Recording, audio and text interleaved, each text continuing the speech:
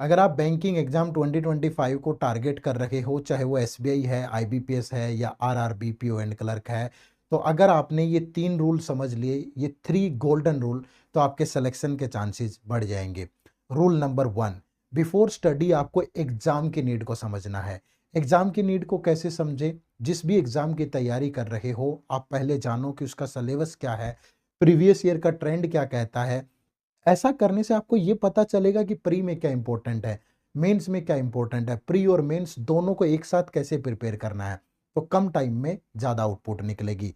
तो rule number 1 ध्यान रखिएगा, पहले प्रीवियस ईयर का एनालिसिस और सिलेबस को समझना बहुत जरूरी है। Rule number 2, discipline, consistency. अपने आप को छोटे छोटे टारगेट दो, अपने आप को कंसिस्टेंट रखो। डेली अगर आपने कोई समय निर्धारित किया है कि मैं 9 से लेकर के 2 बजे तक पढ़ूंगा, तो आंधी आए, तूफान आए, बारिश आए, कुछ भी हो, पढ़ना है मतलब पढ़ना है। अगर डिसिप्लिन नहीं रहोगे तो फिर आपका जो है, कभी मन किया कभी मन नहीं किया, अगर उसी राह पे चलते रहे तो फिर रास्ते बहुत मुश्किल होंगे, बड़ी दुर्दशा हो जाएगी पढ़ाई के मामले में। तो अपने आप को डिसिप्लिन रखें। डिसिप्लिन रखने के लिए अपने आप को थोड़ा पॉजिटिव रखें, छोटे छोटे टारगेट दें, बहुत बड़ा ना सोचें।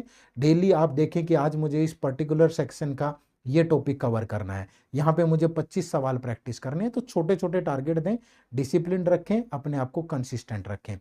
और तीसरा जो रूल है golden, that is practice. Banking exam चाहे प्री हो, मेंस हो, क्वांट रीजनिंग, तो आता ही आता है और बड़े नंबर पे आता है।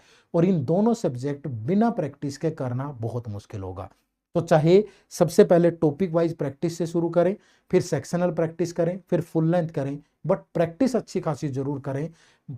कई बच्चे ये होता है कि डायरेक्टली फुल लेंथ मॉक देते हैं।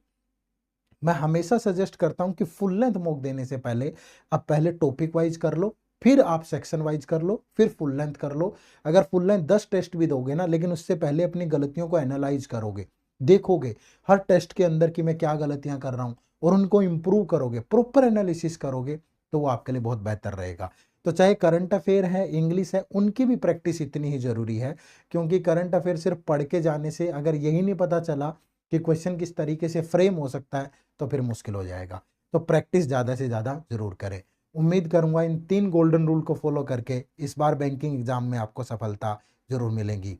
और जानकारी के लिए हमारे यूट्यूब चैनल को सब्सक्राइब जरूर कर लीजिएगा। जय हिंद, जय भारत।